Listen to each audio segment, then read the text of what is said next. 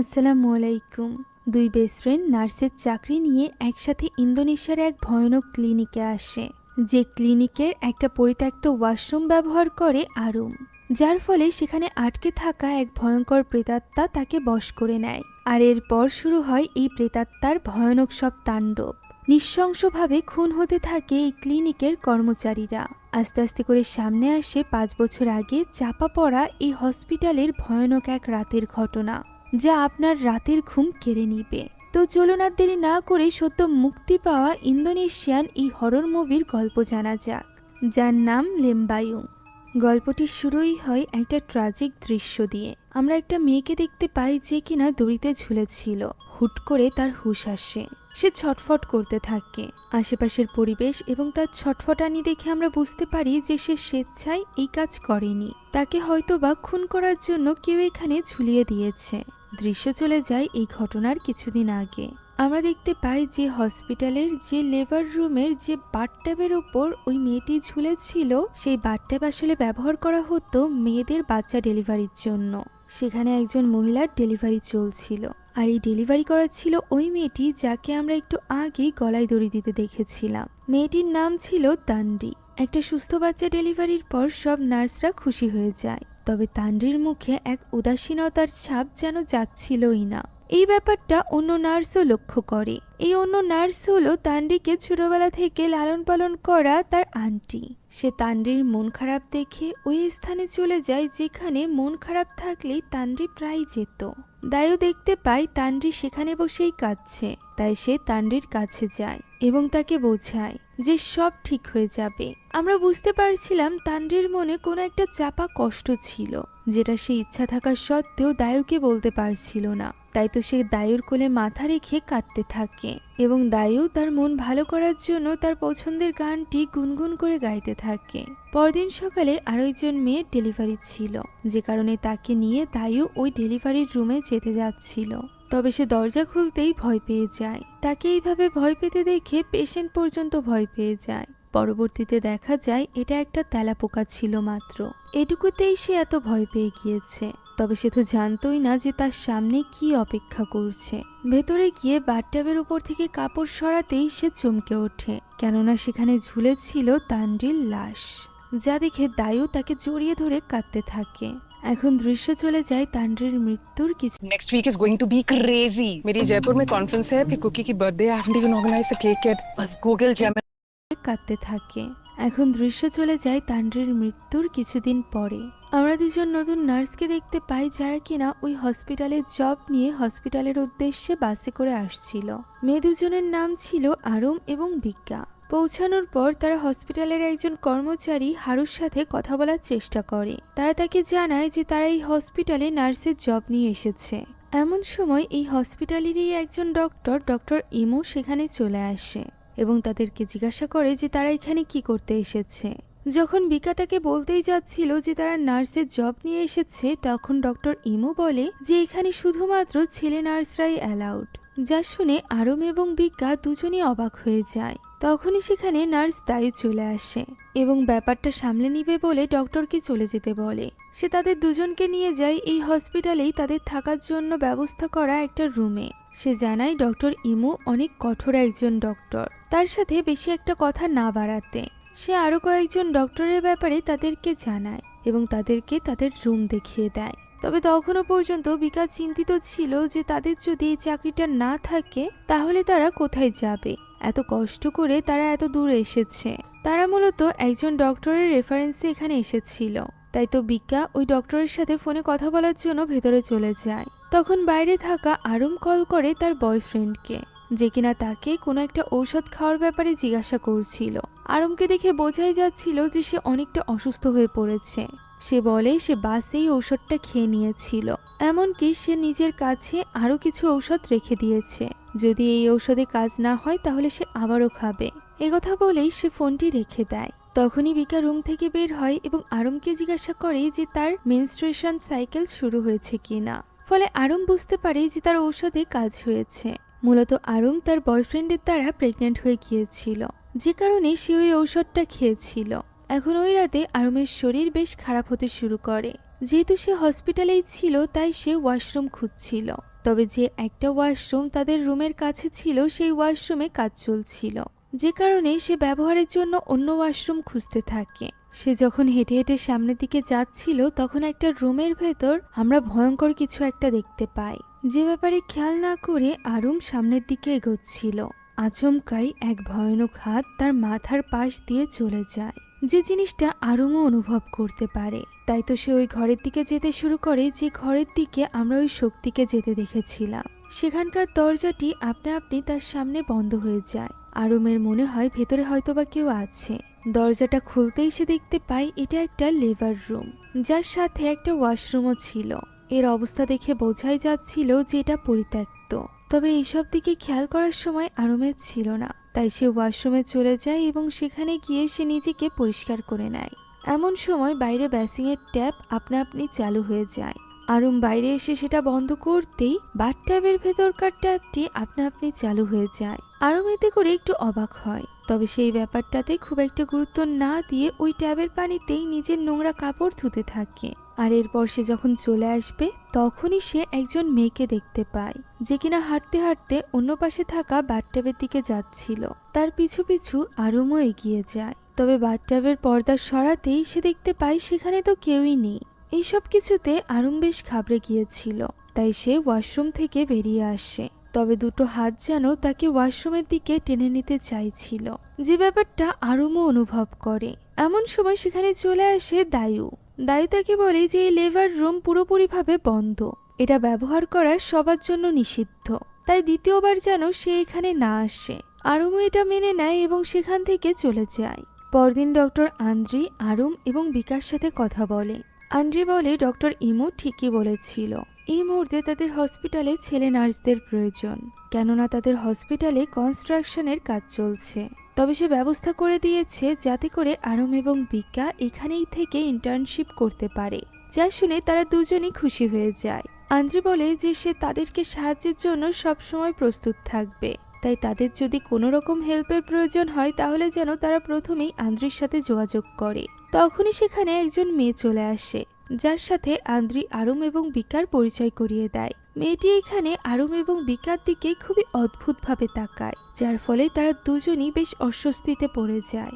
পরবর্তীতে সে আন্দ্রির সাথে বেরিয়ে যায়। একজন লোকের মাধ্যমে আরুম এবং বিকা জানতে পারে যে ওই মেয়েটি আসলে আন্দ্রির এক্স ওয়াইফ ছিল। সেও একজন ডক্টর, সে একজন সাইকিয়াট্রিক। আর দুজনই যেহেতু ডক্টর তাই ডিভোর্স হলেও তারা দুজন নিজেদের সম্পর্ক খুব ভালোভাবে মেনটেন করে। এখন এরপর আমরা একটা ক্যাম্পেইনের দৃশ্য দেখতে পাই। হসপিটালের সকলে মিলে ক্যাম্পেইন করে রোগীদেরকে ফ্রিতে চিকিৎসা দিচ্ছিল। এখানে ডক্টর আন্দ্রি এবং গ্রাম প্রধানের কথা থেকে আমরা জানতে পারি যে তান্দ্রির মৃত্যুর পর এখনও রোগীরা হসপিটালে যেতে ভয় পায়, যে কারণে হসপিটালে এখন আর ডেলিভারির জন্য কোনো রোগীই আসে না। আন্দ্রি এখানে গ্রাম প্রধানকে বোঝানোর চেষ্টা করে যে সব সিচুয়েশন তারা সামলে নিয়েছে, আর তাদের এই কথা বিকাও শুনতে পায়। এখন সন্ধ্যা হয়ে আসায় আন্দ্রি আরুম এবং বিকাকে বলে ডক্টর ইমুর সাথে হসপিটালে ফিরে যেতে। তবে তখনই আরুম দেখতে পায় সেখানে তার বয়ফ্রেন্ডকে, যাকে দেখে সে আন্দ্রির কাছে বাহানা বানায় যে তার রাস্তায় কাজ আছে, তাই সে একাই চলে যাবে। এ কথা বলে সে মূলত গোপনে তার বয়ফ্রেন্ডের সাথে বয়ফ্রেন্ডের বাসায় যায়, যেখানে তার বয়ফ্রেন্ড আবারও তার সাথে অন্তরঙ্গ হওয়ার চেষ্টা করে। আরুম তাকে বাধা দেয়। তখন দিমাস বলে যে সে তো এটা প্রথমবার করছে না। তখন আরুম বলে তারা একবারই মাত্র মিলিত হয়েছিল, তাও আবার আরুম ড্রাঙ্ক ছিল। দিমাসই তাকে মদ পান করিয়ে এই কাজটি করেছিল, যার ফলে আজ আরুমের এই অবস্থা। দিমাস তখন বলে সে আরুমের প্রতি সিরিয়াস, সে তার সকল দায়িত্ব নিবে। তবে আরুম তার ভুল ভাঙিয়ে বলে যে সে এই ব্যাপারে প্রস্তুতি না। যদি সে প্রস্তুত হতো তাহলে সে কখনোই আরুমকে ওই ঔষধ খেতে বলতো না, না আরুমকে একা একা অ্যাবর্শন করতে হতো। যখন আরুমের তাকে প্রয়োজন ছিল তখন সে সেখানে ছিলই না। একথা বলে আরুম কাঁদতে থাকে। অন্যদিকে আমরা আন্দ্রিকে দেখতে পাই যে কিনা তার কর্মচারীকে ঠিকভাবে কাজ করার কথা বলছিল। আমরা বুঝতে পারছিলাম ডক্টর আন্দ্রির সাথে সকলের বেশ ভালো সম্পর্ক। এখন ওই দিন সন্ধ্যায় আরুম হসপিটালে ফিরে সকলের কাপড় আয়রন করছিল। তখন সেখানে হেরু আসে এবং আরুমকে বলে যে এই সন্ধ্যার সময় কাজ করা উচিত না, এতে অমঙ্গল হয়। তার কথা মেনে আরুম কিছু সময় দাঁড়িয়েছিল। এরই মাঝে আমরা দেখতে পাই হেরু খুবই খারাপ নজরে তাকে দেখছে। একটু পরই হেরু তার দিকে এগিয়ে যায়। এখানে কি হয়েছিল তা আমাদেরকে দেখানো হয় না। আমরা দেখতে পাই আরুম ওয়াশরুমে গিয়ে কাঁদছে। কিছু সময় কান্নার পর সে নিজের কাপড় বদলে চলে আসে নিজের ডিউটিতে।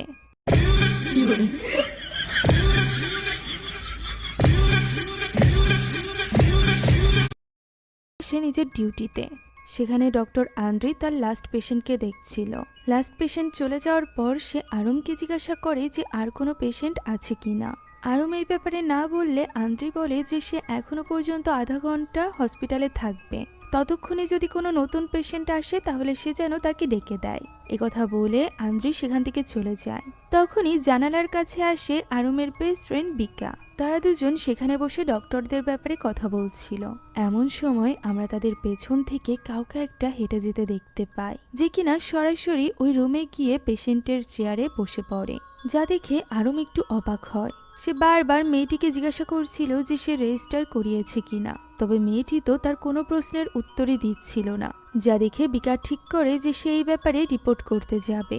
ততক্ষণে আরুম যেন পেশেন্ট সামলায়। আরুম তাকে একা রেখে যেতে নিষেধ করে, তবে বিকা শোনে না।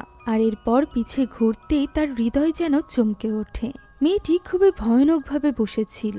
আর এই মেয়েটি আর কেউ নয় বরং ছিল তানরি। হ্যাঁ, মুভির প্রথমে যে মেয়েটি নিজেকেই নিজে শেষ করে দিয়েছিল সেই মেয়েটি। অর্থাৎ এটা কোনো স্বাভাবিক মানুষ নয়, হতে পারে কোনো প্রেতাত্মা, যে ব্যাপারে তখনও পর্যন্ত আরুম কোনো কিছুই জানতো না। সে তো এমনিতেই তানরির ভয়ানক হাসি দেখে ভীষণ ঘাবড়ে গিয়েছিল।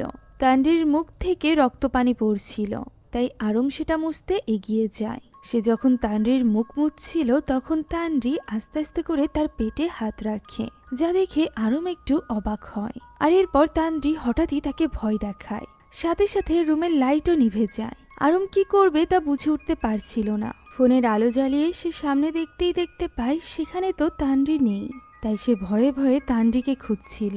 তখনই সে অপর পাশের দেওয়ালে তানরিকে নিজের মাথা ঠুকতে দেখতে পায়। সে সেদিকে এগিয়ে যেতেই তানরি তার দিকে ভয়ানকভাবে এগিয়ে আসে, যা দেখে ঘাবড়ে গিয়ে আরুম নিচে পড়ে যায়। কিছুক্ষণ পর সে উঠে লাইটের সুইচ খুঁজতে থাকে। কোনো মতে সুইচ পর্যন্ত পৌঁছে সে লাইটগুলো জ্বালিয়ে দেয়। তবে লাইট অন করে পিছে ঘুরতেই তার ঘাড়ের উপর দেখা যায় তানরিকে, যে কিনা তার মুখের উপর হাত রাখে। ফলে আরুম আরো বেশি ভয় পেয়ে যায়। সে ভয়ে ছটফট করছিল। এমন সময় সেখানে চলে আসে আন্দ্রি। হুঁশ ফিরতেই আরুম জিজ্ঞাসা করে যে পেশেন্ট কোথায়। আন্দ্রি বলে এখানে তো কোনো পেশেন্টই আসেনি। ফলে আরুম এসবের কিছুই বুঝে উঠতে পারে না। পরদিন সকালে আমরা দেখতে পাই ওই লেবার রুমের বাথট্যাবের ভেতরে থাকা ওই পানির ট্যাপ ঠিক করা হচ্ছিল। যেটা ঠিক করছিল এই হসপিটালেরই একজন কর্মচারী মেং। সেখানে হেরু এসে তাকে ভয় দেখায়। মেং আগে থেকেই অনেকটা ঘাবড়েছিল, কেননা এখানেই তানরি নিজেকে শেষ করে দিয়েছিল। তাই সে এখানে মোটেও কাজ করতে চাইছিল না। তার কাছে সবকিছু অস্বাভাবিক মনে হচ্ছিল। সে এইসবে হাত দেওয়ার আগে একটা রিচুয়াল করার কথাও বলে, তবে হেরু তার কথা মজার ছলে উড়িয়ে দেয়। যা দেখে মেং বলে যে হেরু যেন এবার নিজেই এই কাজ সামলে নেয়, কেননা সে এই কাজ করতে পারবে না। একথা বলে সে সেখান থেকে চলে যায়। হেরু কাজটি করতে যাচ্ছিল, এমন সময় তার কাছে কল আসে। কল পেয়ে আর্জেন্টভাবে সে অ্যাম্বুলেন্স নিয়ে বেরিয়ে পড়ে। রাতের বেলা সে যখন অ্যাম্বুলেন্স নিয়ে হসপিটালে ফিরছিল তখন সে ফোনে কারোর সাথে কথা বলতে থাকে, যেখানে সে আরুমকে নিয়ে খুব বাজে বাজে মন্তব্য করছিল। ওই সময় সে ব্রিজের উপর থেকে গাড়ি চালাচ্ছিল। তার সামনে ছিল একটা ট্রাক। ফোনটা রেখে সে ওই ট্রাকটি ক্রস করার চেষ্টা করতে থাকে। বেশ কয়েকবার চেষ্টা করার পরও সে ক্রস করতে পারছিল না। দুবার তার সামনে দিয়ে গাড়ি চলে আসে, আর একবার তো সে নিজের সামনে তানরিকে দাঁড়িয়ে থাকতে দেখতে পায়। তবে এতে সে ঘাবড়ে যায় না, বরং সে ট্রাক চালকের উপরই চিৎকার করতে থাকে তাকে সাইড না দেওয়ার কারণে। সে যখন নিয়ম ভেঙে এইভাবে গাড়ি চালাচ্ছিল তখন আচমকাই তার সামনে সে একটা বাস দেখতে পায়। ফলে সে সাইড করতে গিয়ে আচমকাই রডের কাছে চলে যায় এবং বেশ কয়েকটা রড তার শরীরে ঢুকে পড়ে। আমরা দেখতে পাই সামনে দিয়ে কোনো বাস আসছিল না, বরং সেখানে দাঁড়িয়ে ছিল তানরির আত্মা, যার কারণেই হয়তোবা হেরুর এই অ্যাক্সিডেন্টটি হয়েছে। তার এই মৃত্যুর খবর শুনে সকলে ভীষণ ভেঙে পড়ে। মেং এবং দাইও অনেক কান্নাকাটি করতে থাকে, যেহেতু তারা লম্বা সময় ধরে একসাথে কাজ করছিল। আন্দ্রে নিজে আসে তার লাশটি দেখতে। এদিকে আরুমের মনের মধ্যেও অনেক কিছু চলছিল। সে কোনো একটা ব্যাপারে ভেবে কান্নাকাটি করছিল, যা দেখে বিকা তার কাছে ছুটে আসে এবং জানতে চায় যে সে কেন কান্নাকাটি করছে। উত্তরে আরুম কাঁদতে কাঁদতে বলে হেরু মারা গিয়েছে তার জন্য। গতদিন সে যখন কাজ করছিল তখন হেরু তার দিকে এগিয়ে এসেছিল এবং খুবই খারাপভাবে তাকে স্পর্শ করেছিল, সেই সাথে খারাপ মন্তব্যও করেছিল, যে ব্যাপারটা তার ভালো লাগেনি। আর এই কারণেই সে মনে মনে হেরুর মৃত্যু কামনা করেছিল। তাই তো এখন তার মৃত্যুর জন্য সে নিজেকেই দায়ী মনে করছে। যা শুনে বিকা বলে সে যেন ইস্তেগফার পড়ে নেয়, আল্লাহ নিশ্চয়ই তাকে মাফ করে দিবে। তখন আরুম বলে যে সে আর এই হসপিটালে থাকতে চায় না, সে গার্লস হোস্টেলে মুভ করতে চায়। বিকা কি তার সাথে যাবে? সে এখানে বিকাকে অনেক অনুরোধ করতে থাকে, যদিও গার্লস হোস্টেলে গেলে তাদের খরচ অনেক বেড়ে যেত। তবুও বিকা এখানে তার বান্ধবীর জন্য রাজি হয়ে যায়। তারা দুজন ওই দিনই গার্লস হাউসে শিফট করে। এদিকে আমরা দায়ু এবং মেংকে কথা বলতে দেখতে পাই, যারা কিনা মনে করছিল যে হেরু হয়তো বা ওই বাথটাবের নলের কাজ করেছিল বলেই তার মৃত্যু হয়েছে, আর এই কারণেই সেখানে কাজ করার জন্য তাদের জীবনেও ঝুঁকি রয়েছে। এই ব্যাপারটা নিয়ে মেং অনেক বেশি ভয় পেয়ে গিয়েছিল। দায়ু তখন তাকে সান্ত্বনা দেওয়ার চেষ্টা করে। এখন ওই দিন রাতে হসপিটালের জেনারেটর বারবার অফ হয়ে যাচ্ছিল, যে কারণে মেং যায় সেটা ঠিক করতে। তবে চালু করে দেওয়ার পরও সেটা আপনা আপনি অফ হয়ে যাচ্ছিল। মেং একটু ঘাবড়ে যায়। এরপরও সে গুরুত্ব না দিয়ে আবারও চালু করে সে যখন চলে আসবে তখন সেটা আবারও বন্ধ হয়ে যায়। এমন সময় সে দেখতে পায় সামনে দিয়ে কেউ হেঁটে যাচ্ছে। সে গুনগুন করে দায়ুর ওই গানটি গাইছিল, তাই তার মনে হয় যে এটা হয়তো বা দায়ু, তার সাথে হয়তো বা সে মজা করছে। তাই সে দায়ুকে এমন মজা করতে নিষেধ করতে করতে সামনের দিকে এগিয়ে যায়। এমন সময় সে পেছন থেকে কাঠের জুতার আওয়াজ শুনতে পায়। দৃশ্য চলে যায় অতীতে। তান্ডি পেছন থেকে আসলেও মিং সবসময় বুঝতে পারত, কেননা তান্ডি একমাত্র এই হসপিটালে হিল পরে হাঁটত। তাই তো এই অন্ধকার ঘরে তান্ডির ওই হিলের শব্দ শুনে মিং অনেক ভয় পেয়ে যায়। তখনই আমরা তার পেছন দিয়ে তান্ডির আত্মাকে দেওয়াল পেয়ে ছাদের উপরে উঠতে দেখতে পাই, যে কিনা ধাপ করে উপর থেকে নিচে পড়ে যায়। মেং পিছে তাকাতে কিছুই দেখতে পায় না। এমন সময় ভয়ঙ্কর তান্ডির আত্মা তার নিচে চলে আসে, যাকে দেখে মেং এত বেশি ভয় পেয়ে যায় যে সে এক দৌড়ে সেখান থেকে বেরিয়ে যায়। এইভাবে দৌড়াতে দৌড়াতে সে একটা ঝিলের কাছে চলে আসে, যেটা পার হওয়ার জন্য শুধুমাত্র একটা গাছ ফেলা ছিল। তার মনে হচ্ছিল তখনও পর্যন্ত তান্ডির আত্মা তার পিছু করছে। তাই সে ভয় পেয়ে ওই গাছের উপর উঠে যায় এবং সাবধানে ওই ঝিল পার হওয়ার চেষ্টা করে। তবে হঠাৎই তার পা পিছলে যায় এবং সে ওই গাছটি ধরে ঝুলে পড়ে। তখনই পানির ভেতর থেকে বেরিয়ে আসে তান্ডির আত্মা, যে কিনা তার পা ধরে টেনে পানির ভেতরে নিয়ে নেয়। পানির স্রোতের কারণে সে কিছুতেই নিজেকে সামলে উঠতে পারছিল না। তবুও মিং কোনো মতে সকাল হতে হতে পারে চলে আসে। এই ঘটনায় সে এত বেশি ভয় পেয়ে গিয়েছিল যে সে আশেপাশে যাকেই দেখছিল তার কাছেই সাহায্য চাওয়ার চেষ্টা করছিল। তবে কেউ তো তার কোনো কথা শুনতেই চাইছিল না। সবাই মনে করছিল মিং হয়তো বা পাগল হয়ে গিয়েছে। এখানে ধাক্কা লাগায় মিংয়ের লকেটটি তার গলা থেকে পড়ে যায়। সে এটা দেখে এবং অনেক বেশি ইমোশনাল হয়ে পড়ে। আমরা এখানে জানতে পারি মিং এবং দায়ু মূলত হাজব্যান্ড ওয়াইফ। মিং ভালো করেই জানতো যে দায়ু তান্ডিকে নিজের মেয়ের মতো দেখে। এরপরও টাকার জন্য সে বাধ্য হয়েছিল তান্ডিকে ফাঁসিতে ঝোলাতে। হ্যাঁ, তান্ডিকে সে এবং হেরু মিলে ফাঁসিতে ঝুলিয়েছিল। এর কারণ আপাতত তো আমরা জানি না, তবে আমরা বুঝতে পারি যে সে এর জন্য অনেক বেশি অনুতপ্ত ছিল। তাকে দিয়ে এক প্রকার জোর করিয়ে এই কাজটি করানো হয়েছিল, যে কারণে সে দায়ুর চোখের দিকেও তাকাতে পারছিল না। এই সব কিছু ভেবে সে ঠিক করে যে সে দায়ুকে সবটা বলে দিবে। এ কারণে সে চলে আসে হসপিটালে। হসপিটালের ওই জেনারেটর রুমের ভেতরে সে দায়ুকে দেখতে পায়। সে দায়ুকে ডাকতে থাকে সবটা বলে দেওয়ার জন্য। তবে দায়ু হেঁটে ভেতরের দিকে চলে যায়। সে দায়ুকে খুঁজছিল, আচমকাই তার সামনে চলে আসে তান্ডির আত্মা, যার ফলে সে নিচে পড়ে যায় এবং তার পায়ে চাপ লেগে মেশিনটি অন হয়ে যায়। আর এর ফলে ওই মেশিনের নিচে চাপা পড়ে সে ভয়ানকভাবে মৃত্যু। सीखो महीने का सिर्फ 1 रुपए लेती है और आपको बिजनेसमैन बनना और सोशल मीडिया इन्फ्लुएंसर बनना सिखाती है। বরণ করে। এখন ওই দিন আবার হসপিটাল থেকে বেশ ঘাবড়ে গিয়ে আরুম গার্লস হোস্টেলে ফেরে। সে বিকাকে বলে যে সে হার মেনে নিয়েছে, সে আর এটা করতে পারবে না, সে বাড়িতে ফিরে যেতে চায়। তখন বিকা তাকে বলে যে সে চাইলে ফিরে যেতে পারে, তবে বিকা যেতে পারবে না। বিকা আবারও তার মা বাবাকে নিরাশ করতে পারবে না। একমাত্র মেয়ে হওয়ায় সে তার বাবা মায়ের দায়িত্ব নেওয়ার জন্যই এখানে এসেছে। সে এত সহজে হার মানতে পারবে না। ফলে আরুমও বাধ্য হয় এখানে থাকতে। ও ওই রাতে ঘুমের মাঝে হঠাৎই কিছু আওয়াজ শুনে বিকার ঘুম ভাঙে। সে দেখতে পায় আরম ছটফট করছে। সে আরমের হুঁশ ফেরায়। হুঁশ ফিরতেই আরম অনেক বেশি ঘাবড়ে গিয়েছিল। সে বিকাকে জড়িয়ে ধরে এবং বলতে থাকে যে সেদিন হসপিটালে যে পেশেন্ট এসেছিল সে আজ রাতে তাদের কাছে এসেছিল। যা শুনে বিকা অবাক হয়ে যায়। আরম তখন তার এই ভয়ানক চেহারার বর্ণনা দিতে থাকে, যার জিহবা অনেক লম্বা ছিল। সে প্রথমে বিকার উপর উঠতে গিয়েছিল আরম ভেবে। পরবর্তীতে সে ওই বিছানা থেকে নেমে যায় এবং আরমের কাছে চলে আসে। সে আরমের বডিতে তার লম্বা জিহবা দিয়ে স্পর্শ করতে থাকে। আর এই কারণেই সে ঘুমের মধ্যে ছটফট করছিল। তারা এই ব্যাপারে কথা বলছিল, এমন সময় সেখানে একজন লোক চলে আসে এবং তাদেরকে মিংয়ের মৃত্যুর সংবাদ দেয়। যা শুনে তারা ছুটে চলে যায় ওই স্থানে। মিংয়ের বডির এই অবস্থা দেখে আরম সহ্য করতে পারে না। তখন সেখানে ডক্টর ইমু মিংয়ের কাছে বসেছিল, যে কিনা বিকাকে দেখে খুব একটা খুশি হয় না। বিকার এতে করে তার উপর সন্দেহ জাগে। তাই তো সে সেখান থেকে বেরিয়ে আসলে বিকা তার পিছু করতে থাকে। ডক্টর ইমু যায় দায়ুর সাথে কথা বলতে, যেখানে বিকা আড়াল থেকে তাদের কথা শোনার চেষ্টা করে। ডক্টর ইমু দায়ুকে বলে যে সে যেন তার কাছে কিছুই না লুকায়। সে যদি তাকে সত্যিটা না বলে তাহলে সে কখনোই তাদেরকে সাহায্য করতে পারবে না। এমন সময় বিকার উপস্থিতির ব্যাপারে ডক্টর ইমু টের পেয়ে যায়। তাই বিকা তার সামনে চলে আসে। ডক্টর ইমুও সাথে সাথে সেখান থেকে বেরিয়ে যায়। বিকা ভেতরে গিয়ে দায়ুর কাছে জানতে চায় যে ইমু কি তাকে কোনোভাবে ডিস্টার্ব করছে কিনা। দায়ু জানায় এমন কিছুই না। তখন বিকা বলে যে এই সব কিছুর পেছনে কে দায়ী হতে পারে। এছাড়া এই হসপিটালটি যে ডক্টরের অর্থাৎ ডক্টর বাগাস সেও বা কোথায়। পরপর 2 জন কর্মচারী মারা গিয়েছে। দায়ু এই ব্যাপারে কোনো কিছুই জানতো না। তাই ওই রাতে বিকা নিজেই এই ব্যাপারে সার্চ করার চেষ্টা করে। তবে ইন্টারনেটে ডক্টর বাগাসের ব্যাপারে কোনো তথ্যই ছিল না, যে ব্যাপারটা তার কাছে খুবই অস্বাভাবিক লাগে। সে হসপিটালে আসার দিন বাগাসের যে ছবি দেখেছিল সেই অনুযায়ী সার্চ দেয়। সেখানে সে শুধুমাত্র আন্দ্রির সাথেই বাগাসের একটা ছবি দেখতে পায়। তবে সে বাগাসের ব্যাপারে আর কোনো ইনফরমেশনই পায় না।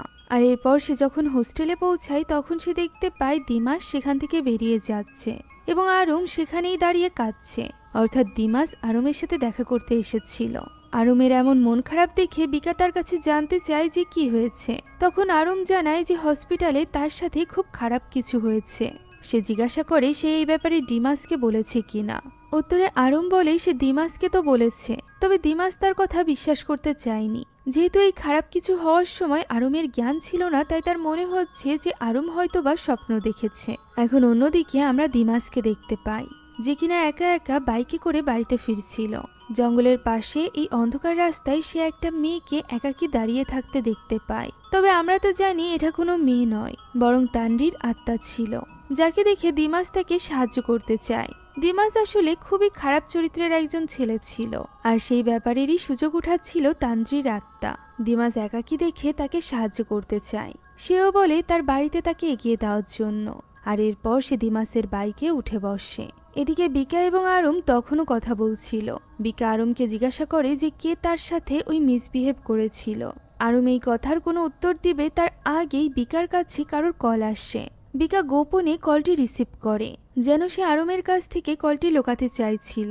আর এরপর সে জানতে পারে দিমাসের অ্যাক্সিডেন্টের ব্যাপারে। মূলত দিমাস যখন তানরির আত্মাকে নিয়ে জঙ্গলের ভেতর দিয়ে রওনা দিয়েছিল, তখন তানরির আত্মা তাকে বশে নিয়ে ফেলেছিল এবং তাকে দেখিয়েছিল যে সে যেন একটা ব্রিজের উপর দাঁড়িয়ে আছে, কিন্তু মূলত সে একটা পাহাড়ের চূড়ায় ছিল, যেখান থেকে তার মনে হয় সে দ্রুত বাইক চালিয়ে ব্রিজটি পার হয়ে যেতে পারবে। আর এটা মনে করেই সে বাইকটি জোরে চালায়, আর এর ফলে সে পাহাড় থেকে সরাসরি নিচে গিয়ে পড়ে।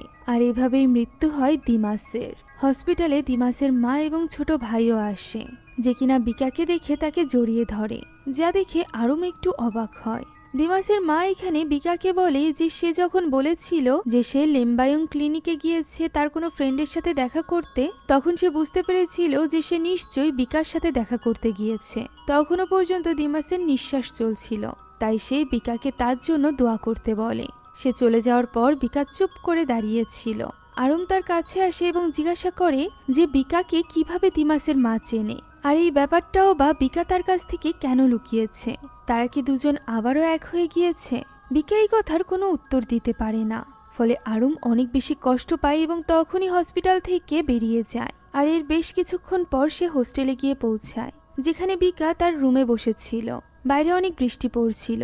এরই মাঝে আরুম নিজের কাপড় চোপড় গুছিয়ে বেরিয়ে যেতে চায়। বিকা তাকে আটকানোর চেষ্টা করে, তার সাথে কথা বলার চেষ্টা করে, তবে আরুম তার কোনো কথাই শুনতে চাইছিল না। সে বলে সে আর এখানে কাজ করবে না। সে হসপিটালে অলরেডি নোটিশ দিয়ে দিয়েছে। সে বুঝতে পেরেছে বিকা তার সাথে কাজ করতে চাইতো যাতে করে সে আবারও দিমাসের সাথে এক হতে পারে, দিমাসের দেখা পেতে পারে। বিকা তাকে বোঝানোর চেষ্টা করে যে এমনটি নয়, তবে আরুম তো তার কোনো কথা শুনতেই রাজি ছিল না। সে বৃষ্টির মধ্যেই বেরিয়ে যায় আর এরপর বিকাকে প্রশ্ন করে যে সে দিমাসের সাথে প্রথমবার কেন ব্রেকআপ করেছিল। দিমাসের কারণে কি সে প্রেগনেন্ট হয়েছিল? দিমাস তাকে দায়িত্ব নিবে বলে ধোকা দিয়ে তাকে কি অ্যাবর্শন করিয়েছিল? যা শুনে বিকা অবাক হয়ে যায় এবং আরুমকে প্রশ্ন করে যে সে কি এমনটি করেছে। আরুম বলে সে যেন সতী সাবিত্রীর নাটক এখন আবার না শুরু করে, যার উত্তরে বিকা বলে যে তার এবং দিমাসের প্রথমবার ব্রেকআপ এই কারণেই হয়েছিল কেননা সে দিমাসের সাথে ঘনিষ্ঠ হতে চায়নি, আর এটা তার হিজাব পড়া শুরু করার আগের ঘটনা। হিজাব পড়া শুরু করার পর থেকে সে আর কোনো সম্পর্কেই জড়ায়নি। সাথে সাথে আরুম পজেস হয়ে যায় এবং রেগে বিকাকে বলে সে হিজাব পরে শুধুমাত্র নাটক করার জন্য। একথা বলে সে সেখানেই অজ্ঞান হয়ে পড়ে। বিকা এই ঘটনায় ভীষণ ঘাবড়ে যায়। আরুমকে হসপিটালে ভর্তি করা হয়, যেখানে তার মা এসেছিল আরুমকে দেখতে। এখন আরুমকে চেক করে আন্দ্রি যখন বেরিয়ে যাচ্ছিল তখন বিকা যায় তার সাথে কথা বলতে। সে বিকাকে নিশ্চিন্ত হতে বলে কেননা আরুমের অবস্থা ঠিকঠাক ছিল, আর আরুম যেহেতু নোটিশ দিয়ে দিয়েছে তাই বিকা চাইলেও আরুমের সাথে চলে যেতে পারে। এই ব্যাপার নিয়ে আন্দ্রি তাদেরকে কোনোরকম জোর করবে না। আন্দ্রির এই ভালো মানসিকতা দেখে বিকার কাছে বেশ ভালো লাগে, তাই সে আন্দ্রির কাছে ওই প্রশ্নটি করে যেটা তার মনে এতদিন ধরে ঘুরপাক খাচ্ছিল।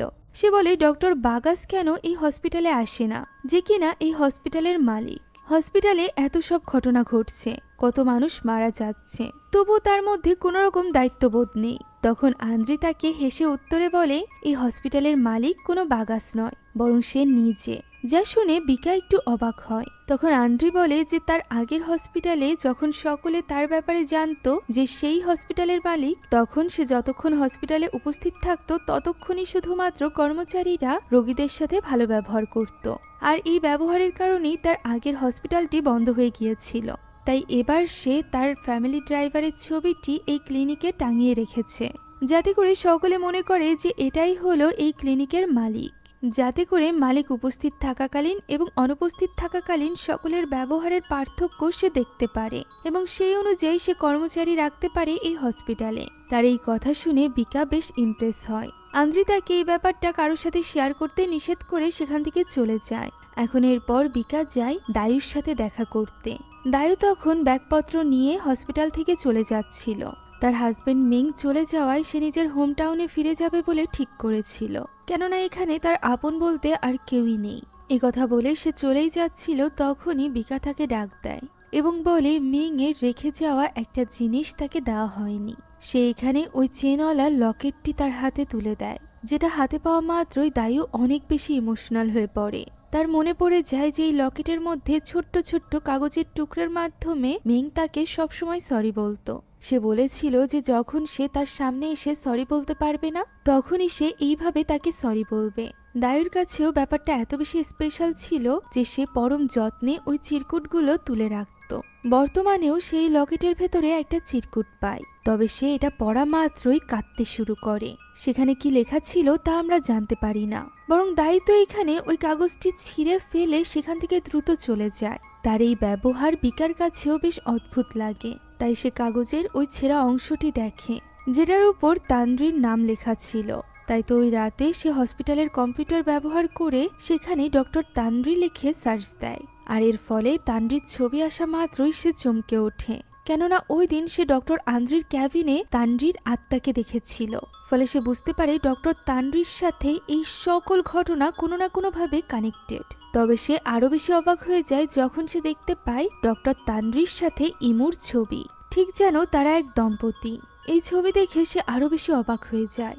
তখনই সে অনুভব করে তার পেছনে কেউ দাঁড়িয়ে আছে। পিছে ঘুরতেই সে দেখতে পায় সেখানে দাঁড়িয়ে ছিল ডক্টর ইমু। ডক্টর ইমু তাকে এই কম্পিউটারে সার্চ দিতে দেখে ফেলেছিল, ফলে সে আর দেরি না করে দ্রুত সেখান থেকে বেরিয়ে যায়। পরদিন সকালে তার ডক্টর ইমুর সাথে ডিউটি ছিল। ক্যাবিনে আসার পর সে ডক্টর ইমুকে গুড মর্নিং বললেও সে কোনো কথার উত্তর দেয় না, ফলে বিকা চুপ করে থাকে। আর এরপর সে কোনো এক পেশেন্টের প্রয়োজনে বাইরে গেলে বিকা তার ব্যাগ চেক করার কথা ভাবে। মূলত তার প্রথম থেকেই ডক্টর ইমুর উপর সন্দেহ ছিল, আর গত রাতে ওই ফটো দেখার পর তার সন্দেহ আরও বেশি বেড়ে গিয়েছিল।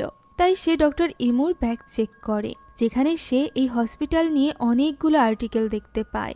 এইভাবে আর্টিকেল কেই বা কালেক্ট করে রাখবে, ফলে বিকাশ সন্দেহ আরও বেশি বাড়ে। সে ব্যাগের ভেতরে একটা ডায়েরি পায়। ডায়েরি তো নয়, এটা একটা কালেকশন বুকের মতো ছিল, যেখানে সে তানরির চুলের কাটা অংশ দেখতে পায়। শুধুমাত্র তানরি নয়, সেখানে বিভিন্ন মেয়েদের চুলের কাটা অংশ ছিল, এমনকি আরুমেরও, যা দেখে সে ঘাবড়ে যায় এবং মোটামুটি নিশ্চিত হয়ে যায় যে আরুমের সাথেও যে অন্যায় কাজটি হয়েছিল তার পেছনেও হয়তোবা ডক্টর ইমুই ছিল। ইমুই হয়তোবা এই সব কিছুর জন্য দায়ী, এমনকি তানরির মৃত্যুর জন্য। এমন সময় ডক্টর ইমু ক্যাবিনের দিকে আসছিল, যে কারণে সে দ্রুত লুকিয়ে পড়ে। তবে সে বাইরে বের হতে পারে না। তার আগেই ডক্টর ইমু সেখানে চলে আসলে সে ভেতরেই চুপটি মেরে বসে থাকে। ডক্টর ইমু তার ব্যাগে কিছু একটা রাখতে গেলে দেখতে পায় সবকিছু উল্টোপাল্টা, সেই সাথে তার ওই কালেকশন বুকটিও নেই, যা দেখে ডক্টর ইমু এবার টেনশনে পড়ে যায়। তাই সে চারিদিকে খুঁজতে থাকে বিকা কোথায়।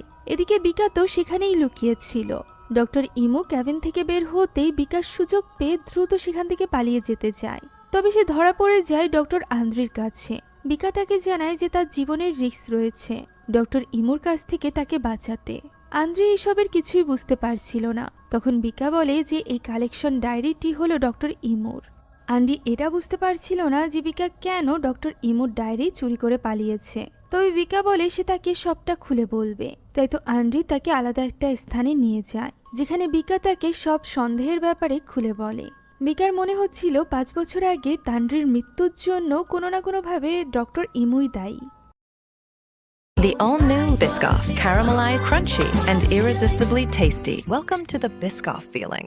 তখন ডক্টর আন্দ্রি বলে তানরির মৃত্যুর পর হসপিটাল অনেকদিন পর্যন্ত বন্ধ ছিল। ওই কয়দিন সে বিদেশে ছিল। বিদেশ থেকে ফিরে সে ঠিক করেছিল যে সে হসপিটাল আবারও সুন্দরভাবে পরিচালনা করবে। তবে হসপিটালে যদি আগের অপরাধী এখনো থেকে থাকে তাহলে মেয়েদের নিরাপত্তাই বা কিভাবে সে দিবে। তবে সে বিকাকে চিন্তা করতে নিষেধ করে। সে আরমকে নিরাপদে রাখার জন্য তাকে নিয়ে যাবে দায়ুর কোয়ার্টারে, যাতে করে ওই পর্যন্ত ইমু না পৌঁছাতে পারে। ফলে বিকাও কিছুটা নিশ্চিন্ত হয় এবং খুশি হয় আন্দ্রির এইভাবে সাহায্য করায়। ওই রাতে বিকা আরুমের পাশেই বসেছিল। তখনও পর্যন্ত আরুমের জ্ঞান ফেরেনি। তাই তো বিকা তার পাশেই নামাজ আদায় করে কোরআন পাঠ করতে শুরু করে। অন্যদিকে আমরা আরুমকে দেখতে পাই, যে কিনা মুভির শুরুতে দেখানো ওই স্থানে পৌঁছে গিয়েছিল, যেখানে বেঁচে থাকাকালীন তানরি দায়ুর কোলে মাথা দিয়ে শুয়েছিল। সে দেখতে পায় তার সামনে বসে বিকা মাটি খুঁড়ছে। সে পাগলের মতো মাটি খুঁড়ছিল, যা দেখে আরুম একটু অবাক হয়। তখনই সে দূরে দায়ু এবং তানরিকে দেখতে পায়। দায়ু গুনগুন করে গান গাইছিল। আরুম এই ব্যাপারে বিকাকে বলতে গেলেই সে দেখতে পায় বিকা তো মাটি খুঁড়তে খুঁড়তে মাটির ভেতরে ঢুকে গিয়েছে। তাই তো সে বিকাকে সাহায্য করার জন্য তার দিকে হাত বাড়ায়। তখনই বাস্তব জগতে আমরা আরুমকে দেখতে পাই, যে কিনা ছটফট করতে শুরু করেছিল এবং স্যালাইনে তার রক্ত উপরের দিকে উঠছিল। অর্থাৎ এতক্ষণ যাবৎ সে যা কিছু দেখছে তা সব স্বপ্নে ছিল, আর স্বপ্নে ওই জিন ঠিক এইভাবেই তাকে পোজেস করে নেয়। এই ব্যাপারে না জানা বিকা সেখানেই কোরআন শরীফ বুকে জড়িয়ে ধরে ঘুমিয়ে গিয়েছিল। ঘুম ভাঙতেই সে দেখতে পায় রুমে তো আরুম নেই, যা দেখে সে ঘাবড়ে যায়। দ্রুত হিজাব পরে সে বাইরে বেরিয়ে আসে। পুরো হসপিটালে আরুমকে খুঁজতে খুঁজতে সে ওই লেবার রুমের সামনে চলে আসে। হেরু এবং মেংয়ের মৃত্যুর পর লেবার রুমের দরজা ভেঙে সেখানে দেয়াল তুলে দেওয়া হয়েছিল। তবে ভেতর থেকে আরুমের কণ্ঠ ভেসে আসছিল। তাই তো বিকা বুঝতে পারছিল না যে সে আরুমকে কিভাবে সাহায্য করবে। এ কারণেই সে আন্দ্রিকে কল করে এবং দ্রুত হসপিটালে আসতে বলে। তখনই বিকার নজর পড়ে দরজার উপরের ফাঁকা অংশের দিকে। সে একটা মইয়ের সাহায্যে ভেতরে প্রবেশ করে। ততক্ষণে আন্দ্রিও সেখানে চলে আসে। সে ওই মই দেখে বুঝতে পারে যে হয়তো বা বিকা এর ভেতরেই প্রবেশ করেছে। এদিকে বিকা ভেতরে গিয়ে দেখতে পায় যে বাথটাবের উপর তানরি মারা গিয়েছিল, সেই বাথটাবের ভেতর বসে আছে আরুম। সে সেখানে বসে বারবার বলছে যে আমার তো কোনো দোষ ছিল না, মরা তো উচিত তার ছিল, সে কেন মরেনি। এই কথাগুলোই সে বারবার বলছিল। তখন বিকা তাকে চিৎকার করে ডাক দিলে আরুম পিছে ফিরে তাকায়, আর এরপর বাথটাবের ভেতরে ডুব দেয়। ভয়ে ভয়ে বিকা তার কাছে এগিয়ে যায়। তবে তার কাছাকাছি যেতেই আরুম তাকে নিয়েই পানির ভেতরে ডুব দেয়। আর এরপর সে বিকাকে নিয়ে হাওয়ায় তোলে এবং তাকে উল্টে বাথটাবের ভেতরে নিচের দিকে ফেলে দেয় এবং তার মাথা বারবার পানির ভেতরে দিতে থাকে এবং বলতে থাকে যে সে যেন সত্যিটা দেখে। কিছুক্ষণ পর সবকিছু থেমে যায়। বিকা পানির ভেতর থেকে উঠে আসে। সে বুঝতে পারছিল না যে এতক্ষণ যাবৎ কি হচ্ছে। সে দেখতে পায় এই ঘরের দরজা ঠিকঠাক আছে, তাই সে রুম থেকে বের হতেই দেখতে পায় পাশের রুমে ডক্টর আন্দ্রি পানির গ্লাসে কিছু একটা মেশাচ্ছে। এই পানিটা মূলত সে রেডি করছিল তার অ্যাসিস্ট্যান্ট তানরির জন্য, অর্থাৎ আগে আরুমের স্থানে তানরি কাজ করত। বেচারি তানরি কিছুই বুঝতে পারে না এবং ওই পানি পান করে নেয়, ফলে সে অজ্ঞান হয়ে পড়ে। আর এই জিনিসটারই সুযোগ তোলে আন্দ্রি। জ্ঞান ফেরার পর আন্দ্রি তাকে হুমকি দেয় যে এই ব্যাপারে সে যেন কাউকে কিছু না বলে। যদি সে এই ব্যাপারে মুখ খোলে তাহলে তাকে এবং তার পরিবারকে আন্দ্রি শেষ করে দিবে। এরপরও তানরি ওই দিন দায়ুকে এই ব্যাপারে বলে দিয়েছিল, যেটা বুঝতে পারার সাথে সাথে আন্দ্রি ওই দিন তানরিকে মারার জন্য ওই ঘরের ভেতরে নিয়ে যায় এবং তাকে প্রথমে পানির ভেতরে দম বন্ধ করে মারার চেষ্টা করে। এরপর সে তার মাথা আঘাত করে, এর ফলে তানরি অজ্ঞান হয়ে যায়। তখন সে হেরো এবং মেংকে বলে তানরিকে উপরে ঝুলিয়ে দিতে, যাতে করে মনে হয় সে নিজেই নিজেকে শেষ করে দিয়েছে। তবে মেং কিছুতেই এটা করতে চাইছিল না, যেহেতু দায়ু তানরিকে নিজের মেয়ের মতো দেখত। তবে তার কাছে আর কোনো উপায়ও ছিল না। তারা দুজন মিলে তানরিকে ঝুলিয়ে দেয় আর এরপর তারা সেখান থেকে চলে আসে। কিন্তু তখনও পর্যন্ত তানরি মরেনি, তার জ্ঞান আগেই ফিরে এসেছিল। সে এতক্ষণ নাটক করছিল যাতে করে নিজের জীবন বাঁচাতে পারে। সঠিক সময় সেখানে দায়ু পৌঁছে গিয়েছিল, তবে সে তানরিকে বাঁচাতে পারে না, কেননা তখনই সেখানে চলে আসে আন্দ্রি, যে কিনা ওই অবস্থাতেই তানরির ঘাড় মোটকে তাকে মেরে ফেলে। এটা দেখার পর বিকা একেবারেই হতবাক হয়ে গিয়েছিল। যাকে সে এত ভরসা করে সবকিছু বলছিল সেই ডক্টর আন্দ্রিই ছিল তানরির হত্যাকারী। আর এই ব্যাপারে দায়ু অনেক আগে থেকেই জানতো। এখন দৃশ্য বর্তমানে ফিরে আসে এবং বিকাকে পানির ভেতরে চুবিয়ে রাখা আরুমের মাথায় আঘাত করে আন্দ্রি, যার ফলে বিকা পানির ভেতর থেকে বেরিয়ে আসে। আন্দ্রি তাকে সাহায্য করতে এগিয়ে যেতে চাইলে বিকা তাকে নিষেধ করে। তার এই ব্যবহার দেখে আন্দ্রির একটু সন্দেহ হয় যে বিকা হয়তোবা সবটা জেনে গিয়েছে। সে কষ্টে মষ্টে আরুমকে নিয়ে বেরিয়ে আসতে চাইছিল। তখন আরুমের জ্ঞান ফিরে আসে। সে বিকাকে জানায় যে এই রুমের ভেতরই সে নিজের অ্যাবর্শন করেছিল। এছাড়া সে এটাও জানায় যে ডক্টর আন্দ্রি ওই ব্যক্তি যে কিনা তাকে অজ্ঞান করে তার সাথে খারাপ কিছু করেছিল। আর এই দোহাই দিয়ে সে যখন এই চাকরিটা ছেড়ে দিতে চেয়েছিল তখন আন্দ্রি তাকে হুমকিও দিয়েছিল। তবে বিকা তাকে বারবার চুপ করতে বলে। তবে ততক্ষণে অনেক দেরি হয়ে গিয়েছিল। ডক্টর আন্দ্রি সবটা বুঝতে পেরেছিল, তাই সে প্রথমে এসে আরুমকে ধরে ফেলে আর এরপর তাকে অজ্ঞান করে বিকার দিকে এগিয়ে যায়। সে বিকার হাতে একটা ধারালো বস্তু দিয়ে আঘাত করে এবং বলে সে কি জানে। তখনই সেখানে চলে আসে ডক্টর ইমু, যে কিনা ডক্টর আন্দ্রির গলায় একটা দড়ি ধরে তার দম বন্ধ করার চেষ্টা করে। আন্দ্রি যখন নির্জীব হয়ে পড়ে তখন সে এগিয়ে যায় বিকার দিকে। প্রথমত বিকা তার কাছে ক্ষমা চায় তাকে ভুল বোঝার জন্য। তখন ডক্টর ইমু জানায় যে তানরি তার ফিয়ন্সে ছিল, তাদের দুজনের বিয়ে ঠিক ছিল। আর যখন সে মারা গিয়েছিল তখন তানরি প্রেগনেন্ট ছিল। সে জানে যে তানরি তার দ্বারা প্রেগনেন্ট হয়নি, এর মানে এই বাচ্চার বাবা অন্য কেউ, আর হতে পারে সে এই ক্লিনিকেরই। আর এই কারণেই সে এখানে ইনভেস্টিগেশন করার চেষ্টা করেছিল, যার কারণে বেশ কিছু বছর ধরে এই ক্লিনিকটি বন্ধ রাখা হয়েছিল।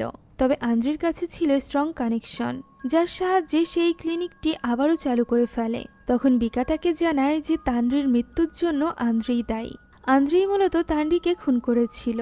কথা বলতে না বলতেই পেছন থেকে আন্দ্রি ওঠে এবং একটা ধারালো বস্তু ঢুকিয়ে দেয় ইমুর পেটে, ফলে ইমু অনেকটা আহত হয়ে পড়ে। এরই মাঝে সুযোগ পেয়ে বিকা আরুমকে নিয়ে সেখান থেকে পালাতে শুরু করে। আন্দ্রিও কিছু হাতিয়ার নিয়ে বিকা এবং আরুমের পিছু করতে থাকে। তারা চলে আসে হসপিটালের কনস্ট্রাকশন চলা বিল্ডিংয়ে, যেখানে লুকিয়ে ছিল আরুম এবং বিকা। আন্দ্রি সেখানে এসে নিজের গল্প বলতে থাকে। তার বাবাও তারই মতো একজন মানসিকভাবে অসুস্থ লোক ছিল, যে কিনা তার অসুস্থ মাকে পর্যন্ত ছাড় দিত না। এর ফলে ক্যান্সারে আক্রান্ত হওয়ার পরও তার মাকে অনেক কিছু সহ্য করতে হয়েছে। এক পর্যায়ে সহ্য করতে না পেরে আন্দ্রেই এর অবসান ঘটায়। সে তার বাবার ড্রিঙ্কের সাথে বিষ মিশিয়ে তার বাবাকে মেরে ফেলে।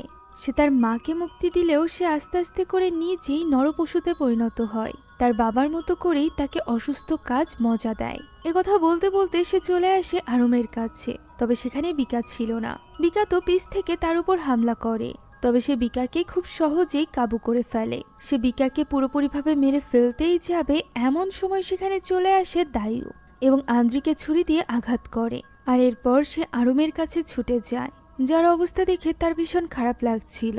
তখন আরুম তাকে তান্ড্রির কথা বলে। দায়ু বুঝতে পারছিল না যে তান্ড্রির ব্যাপারে আরুম কিভাবে জানলো। তখন আরুম ওই একই জিনিস করে যা সব সময় তান্ডি তার সাথে করত। আর এরপর আরুমের জায়গায় দায়ু যেন তান্ডিকেই দেখতে পায়। সে অনেক বেশি ইমোশনাল হয়ে পড়েছিল।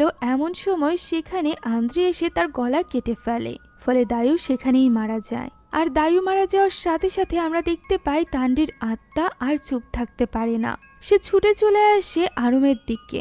এদিকে দায়ুকে মেরে আন্দ্রি এগিয়ে গিয়েছিল বিকাকে মারার জন্য।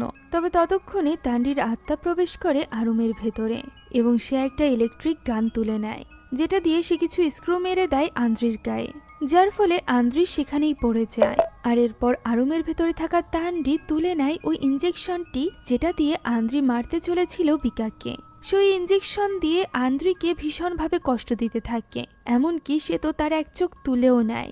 অন্য চোখের ভেতরে ওই ইঞ্জেকশন দিয়ে সে তাকে পুরোপুরিভাবে মেরে ফেলবে তার আগেই বিকা তাকে তান্ডি বলে ডাক দেয়। তখন সে থেমে যায়। বিকা তাকে বোঝায় যে সে তো বিকাকে তার সম্পূর্ণ স্টোরিটা বলেছে। বিকা প্রমিস করে যে সে তাকে ন্যায় বিচার পেতে সাহায্য করবে। সে যেন আন্দ্রির মতো লোককে মেরে নিজের পাপ না বাড়ায়। ততক্ষণে ডক্টর ইমো নিজেকে সামলে ওই রুমের ভেতরে গিয়ে ওই বাথটাবটি ভেঙে ফেলেছিল, যার উপর ঝুলেছিল তান্ডি। এর ফলেই হয়তোবা তান্ডির আত্মা মুক্তি পেয়ে যায় এবং আরুম আবারও স্বাভাবিক হয়ে যায়। বিকা তখন তাকে কোনো মতে সামলে নেয়। জানে না মারলেও আন্দ্রির অবস্থা এতটাই খারাপ করে দিয়েছিল তান্ডির আত্মা যে তার পক্ষে ওঠা সম্ভব ছিল না। পরদিন সকালে অ্যাম্বুলেন্স আসে তাদের সবাইকে নিতে, যেখানে আসল আরুমের কণ্ঠ আমরা শুনতে পাই। সে বলে এত বড় একটা বিপদে পড়ার পর সে বেস্ট ফ্রেন্ডের গুরুত্ব বুঝতে পেরেছে। সে অনেক খুশি যে তারা দুজন দুজনের পাশে ছিল। এত কিছু সহ্য করতে হলেও সে এই ব্যাপারটা ভেবে খুশি যে আরুম এবং বিকাকে একা একা এসব সহ্য করতে হয়নি। তারা দুজন একসাথে ছিল, একজন আরেকজনকে সাহায্য করার জন্য, রক্ষা করার জন্য। এখন এই ঘটনার বেশ কয়েক মাস পরের দৃশ্য আমরা দেখতে পাই। তখন আন্দ্রি জেলে ছিল। সে তার পাপকর্মের সাজা কাটছিল। সেখানে তার এক্স ওয়াইফ তার সাথে দেখা করতে আসে, যাকে আমরা গল্পের প্রথম দিকে হসপিটালে দেখেছিলাম। এখানেই আসে একটা মজাদার টুইস্ট। প্রথম থেকে ওই তান্ড্রির আত্মা মূলত আরুমকে পজেস করেনি, বরং পজেস করে রেখেছিল আন্দ্রির এক্স ওয়াইফকে। তার মাধ্যমেই মূলত আরুমকে হাতিয়ার বানিয়েছিল, যাতে করে সে আন্দ্রির ওপর প্রতিশোধ নিতে পারে। আর বর্তমানে সে তার শরীরে করে এসেছে আন্দ্রিকে পুরোপুরিভাবে শেষ করে দিতে। এরই মধ্য দিয়ে শেষ হয়ে যায় আজকের এই গল্পটিও। আশা করছি বাস্তব ঘটনাকে অবলম্বন করে তৈরি করা এই মুভির গল্প আপনাদের কাছে ভালো লেগেছে। একইভাবে বাস্তব ঘটনা অবলম্বনে আরও একটি মুভি রিলিজ পেয়েছে, যেখানে দেখানো হয়েছে একটা পরিবারের উপর করা কালো জাদুর ভয়াবহতা, যার এক্সপ্লেনেশন আমি খুব দ্রুত নিয়ে আসব। তাই যদি ওই মুভিটা আপনারা মিস না করতে চান তাহলে অবশ্যই আমাদের চ্যানেলটিকে সাবস্ক্রাইব করতে ভুলবেন না। এছাড়া আপনারা যদি লাইফ